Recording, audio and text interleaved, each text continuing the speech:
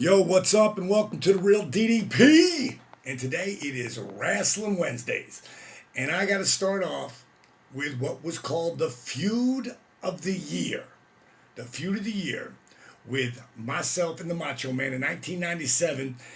And I'm going to dedicate this whole month. We might even go longer because there's a lot of shit to cover here. So I'm going to call this, like, throw some shades on, get in the right state of mind. Yeah, brother, can you dig it? Yeah, it's gonna be March Macho Man Madness month. Yeah, can you dig it? Sound like he was always taking a shit or something, didn't it? What a great worker he was, and a great entertainer. I mean, that cat stayed on top for 20 years, and it was such an honor for me to be able to work this program with him, a program that he actually called for. Because you didn't just say, I'd really like to work with Randy Savage.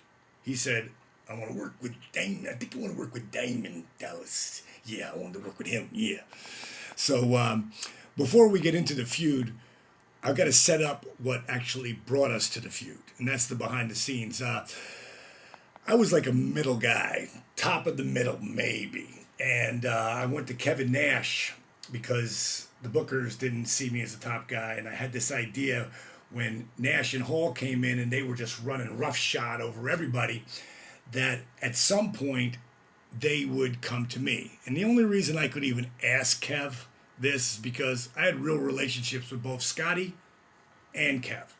So when it came down to it, I came up with this idea about, hey, why don't you guys ask me? And at the time, I think it was like fourth or fifth guy that they would have been asking. I would have, well, hey man, what happened to three? Like, why didn't you ask me at three? I'm like, fuck you. I don't need you. You just want me because I got a hot finish and blah, blah, blah. Just try to build a dynasty. And I was just going to blow them off. They keep coming. Finally, I take the shirt and then bang, drop them and take off through the people. Now, when I ran that by Nash, he was like, I love it. Go tell Bischoff. And I was like, dude, I can't just go tell Bischoff. I got to go tell Scott, Hall, because Scotty, he was the one taking the diamond cutter.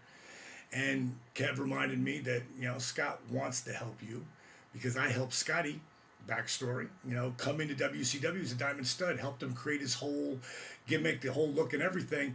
And it was really cool because just recently Wade Keller did I think about a 4-part series on Scott. And in it, he talked about using, how I came up with the look for him and the toothpick and, how, all the behind the scenes on that, which I'll get to at a later date. But the bottom line is he gave me props, and most people, they forget what you do for them, but Scotty didn't, and neither did Kev, because those two guys doing what you'll see if you haven't seen that video, them taking the diamond cutter and Kevin going over the top rope and me taking off through the people and escaping the NWO and technically starting my feud with the NWO, which set up the whole feud with Savage and I, was huge to me.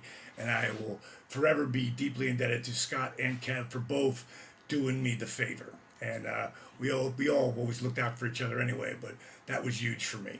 So huge props to my boys for looking out for me and giving me that opportunity to shine, which opened up the whole feud with Savage. So the videos that are below will be one video where my favorite guy ever, Mean Gene, is interviewing me and talking about the NWO recruiting Diamond Dallas Page. And I sort of blow off the whole issue like I did for months until we get to where they finally come down and offer me the shirt in New Orleans. That was our first Superdome. The second video is of New Orleans Superdome, and there was over 33,000 people there. It's the first time we had gone to the Dome arena, if you will, like we did it in Georgia and a couple other places. One time in Georgia, we drew like 48,000 people. But that particular night was our first huge crowd, and they were electric. And the backstory on that is, I was supposed to get like 12 minutes for the match I had, and then the angle to shoot with Kevin Scott. And it takes so long to get to where the gorilla position was, where you would go on the stage. They used to have golf carts that would take you there. And on the way there, they cut my time from 12 to 10 to 8 to 6. I was totally cracking because I couldn't find Kevin or Scott. And right before I'm about to walk out there, about to play my music, Terry Taylor says, Diamond, you got 4.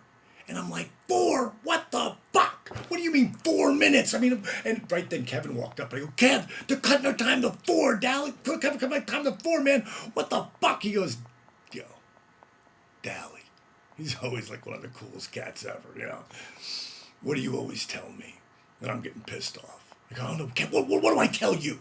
He goes, breathe.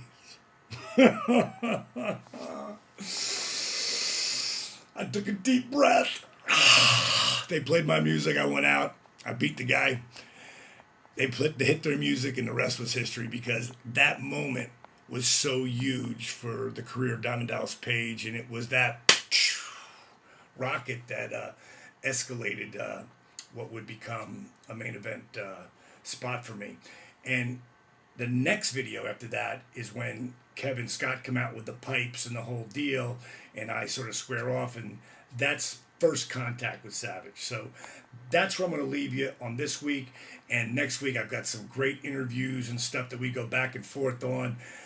It might take more than just March because the Macho Man, as intense as he is and as wide open as Diamond Dallas Page was over this feud, we might have to go from March into April. Can you dig it? Yeah. Okay, so that's it for today. And I'm going to leave you with your quote of the day, your inspirational quote. Failure is not an option. Think about that next time you're trying to do something. All right? All right. See ya. Fuck. See ya, monkey.